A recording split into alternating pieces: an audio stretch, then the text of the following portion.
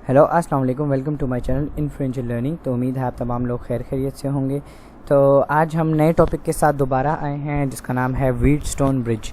Wheatstone bridge एक important question है as compare to, एक इम्पॉर्टेंट टॉपिक है एज़ कम्पेयर टू अगर हम बात करें अपने फाइनल टर्म की या बोर्ड के पेपर्स के हवाले से। तो व्हीटस्टोन ब्रिज एक इम्पॉर्टेंट टॉपिक समझा जाता है जो लॉन्ग क्वेश्चंस में आता है। तो आइए हम इस टॉपिक को पढ़ते हैं कि इसमें कह रहा क्या है और एक्सप्लेनेशन उसकी बेसिस पर करते हैं। कहते हैं this bridge was first proposed by Wheatstone an English telegraphic engineer for measuring accurately the value of unknown register. ये एक ऐसा ब्रिज था, यानी एक इसमें कंपोनेंट्स का ऐसा ब्रिज बनाया गया था किसने, प्रोफेसर व्हीटस्टोन ने, जिसके ज़रिए उसने एक अननोन रेजिस्टेंस फाइंड आउट की थी। हम कहते हैं कि हमारे पास अगर रेजिस्टेंस गिवन है, ठीक है, तो हम उसको ईजिली सर्किट में इस्तेमाल कर सकते हैं। लेकिन व्हीटस्टोन ने क्या किया कि उसने एक ऐसा ब्रिज बनाया जिसकी मदद से उसने अननोन रेजिस्टेंस फाइंड आउट की। वो ब्रिज कैसा था, आइए उसके स्ट्रक्चर पे चलते हैं। कहते हैं इट कंसिस्ट ऑफ 4 रजिस्टर्स। ये उसकी व्हीटस्टोन ब्रिज की डायग्राम है। इसके अंदर 4 रजिस्टर्स थे, P, Q, R, X, ठीक है। 2 fixed resistances P and Q which are known as one variable resistance R which is also known, and one unknown resistance X whose value is to be found as shown in figure 12.22। अब जो हमारे पास figure है 12.22, इसमें बता रहा है हमारे पास जो दो रेजिस्टेंसेज हैं P एंड Q, ये हमें पता है कि इनकी रेजिस्टेंसेस कितनी है, ठीक है। ये इन रेजिस्टर्स की रेजिस्टेंस कितनी है, आर की भी पता है, लेकिन आर हमने वेरिएबल रखा है। वेरिएबल का मतलब चेंजिंग। हमें एक रेजिस्टेंस पता है लेकिन हम उसको ऊपर नीचे करेंगे, तो हम कह रहे हैं कि ये हमने एज अ वेरिएबल रेजिस्टेंस ली है। और x जो है वो हमारे पास अननोन है। सिमिलरली कहता है कि across one pair of opposite junction A and C batteries connected. यहाँ पर हमारे पास दो जंक्शंस हैं, A जंक्शन और C जंक्शन। A जंक्शन जो है वो हमारे पास बैटरी के टर्मिनल के साथ कनेक्टेड है और C भी स्विच के साथ कनेक्टेड है अलॉन्ग विद बैटरी। इसी तरह गैल्वेनोमीटर कनेक्टेड है दो एंड्स पे जो है जिनका नाम है B एंड D। तो कहते हैं कि अब देखते हैं ये वर्क किस तरह कर रही है। तो हम लोगों ने इसकी कंस्ट्रक्शन पढ़ ली कि बेसिकली ये किन चीज़ों से मिलकर बना है, ठीक है। अब हम आते हैं वर्किंग की तरफ। कहते हैं the value of P and Q are properly fixed, क्योंकि हमें P और Q की वैल्यूज़ जो थी वो हमें नोन थी, ठीक है। तो हमने क्या कर लिया, उनको फिक्स रखा, क्योंकि हमने जो R है उसको as a variable resistance consider किए। तो बाकी जो दो रिमेनिंग थे P और Q वो हमारे पास फिक्स थे, तो उनकी हमने वैल्यू एक फिक्स कर दी।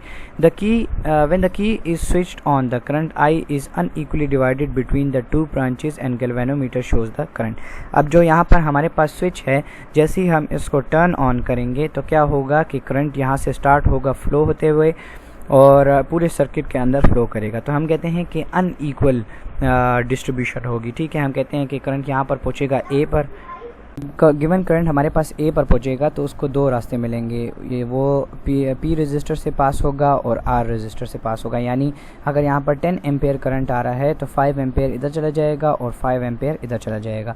तो हम कहते हैं कि यहाँ पर ऐसा ही होना चाहिए था, लेकिन ये उस केस में होता अगर हम रेजिस्टेंस जो है यहाँ पर भी बराबर लेते, क्योंकि हमारे यहाँ पर जो ये रजिस्टर है ये वेरिएबल रजिस्टर है, यानी इसकी वैल्यू फिक्स नहीं है, हम इसको वेरी कर सकते हैं, जिसकी वजह से जो करंट यहाँ पर आएगा तो वो डिस्ट्रीब्यूट भी इसकी बेसिस पर होगा। अगर ये वेरिएबल रजिस्टर हमारे पास, इसकी रेजिस्टेंस इस रजिस्टर के मुकाबले में स्मॉल होगी तो मैक्सिमम करंट यहाँ से फ़्लो करेगा और कम करंट यहाँ से फ़्लो करेगा।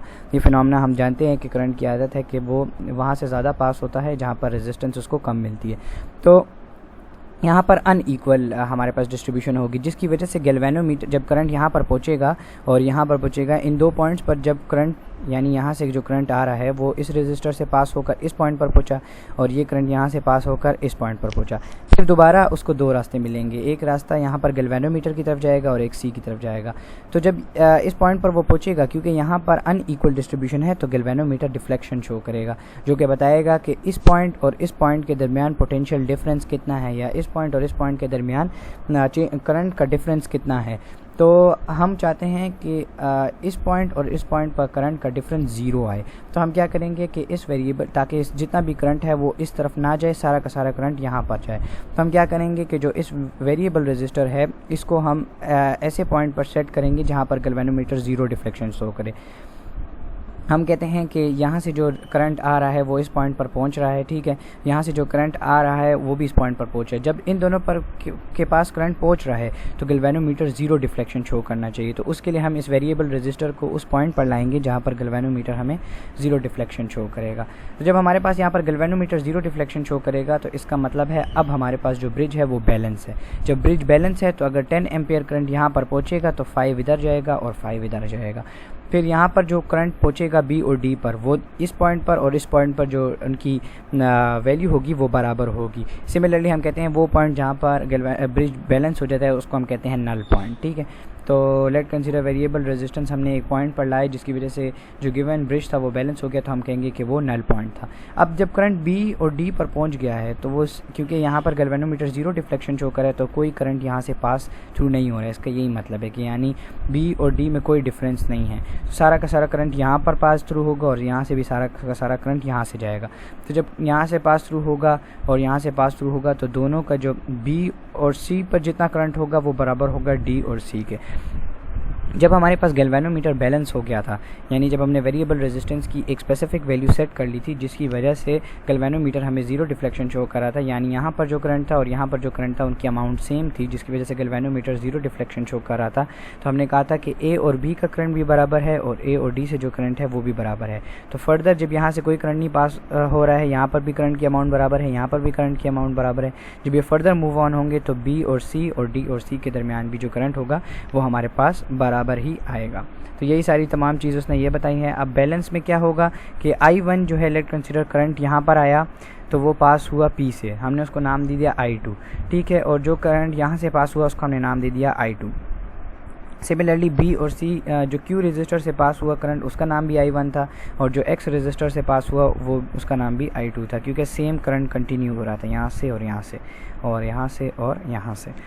तो हम कहते हैं कि बैलेंस इक्वेशन क्या बनेगी, I1 करंट जो है वो P रजिस्टर से पास हो रहा है और I2 करंट भी R रजिस्टर से पास हो रहा है। सिमिलरली हम कहते हैं I1 जो है वो पहला करंट है जो Q रजिस्टर से पास हो रहा है। हम पहले इनकी एक साइड ये बता रहे हैं कि I1 वो करंट है जो P से पास हो रहा है, सिमिलरली I1 वो करंट है जो Q से पास हो रहा है, I2 वो करंट है जो R से पास हो रहा है और I2 वही करंट है जो X से भी पास हो रहा है। तो हमारे पास फाइनल इक्वेशन क्या बन रही है, ये हम लोगों ने I1 के साथ वो रजिस्टर लिखा जिससे वो पास थ्रू हो रहा था। अब हम क्या करते हैं, फर्स्ट इक्वेशन को सेकंड इक्वेशन पर डिवाइड करते हैं। तो क्या होगा, I1 से कट जाएगा, I2 से कट जाएगा।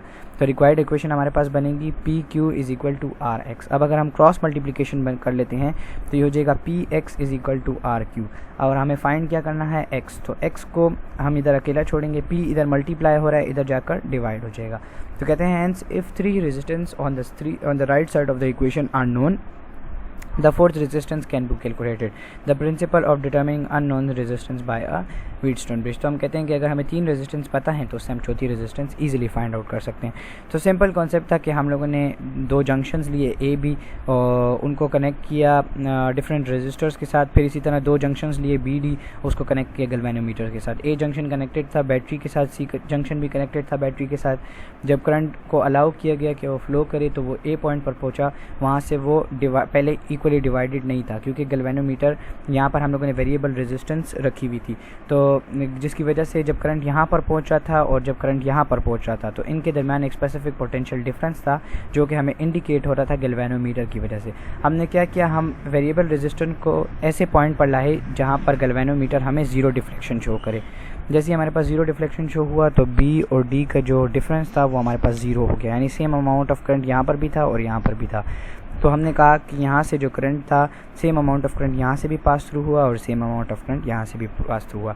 फिर हमने फाइनल इक्वेशन इस इक्वेशन से निकाल ली। I1 वो करंट था जो P रजिस्टर से पास हुआ, I2 वो करंट था जो R रजिस्टर से पास हुआ, I1 वो करंट था जो Q रजिस्टर से पास हुआ, I2 वो करंट था जो X रजिस्टर से पास हुआ। दोनों इक्वेशंस को डिवाइड किया और फाइनल इक्वेशन हमारे पास आ गई। तो उम्मीद है आपको आज का लेक्चर समझ आया होगा। अगर आपको आज का लेक्चर समझ आया तो इसको लाइक और शेयर ज़रूर करें। Thank you so much.